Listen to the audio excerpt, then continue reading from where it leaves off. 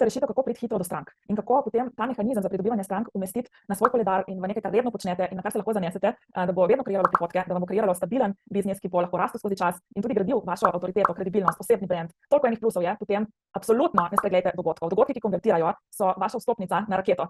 Torej, vse, kar si želite doseči v biznisu, se bo zgodilo prej, če organizirate in gostite dogodke različnih tipov, redno kreirate s tem momentum, ljudje vas poznajo, vam začnejo zaupati, se lažje odločajo za nakupe pri vas, vi si pa postavite svoj oder oziroma več odrov in postanete še toliko bolj zanimivi tudi za druga strateška partnerstva. Tako da dogodki imajo cel kup plusov, samo treba je nanje pogledati na strateški, na drugačen način, kot ste mogoče to počeli do zdaj.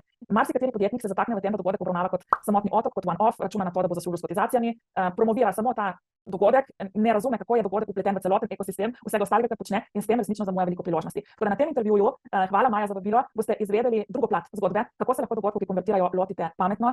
Danes, ko se mudi, ko je ena velika urgentnost v zraku, ko nimamo več časa čakati in je pomembno, da date svoj prvi ali naslednji dogodek na koledar danes. Lepo vabim.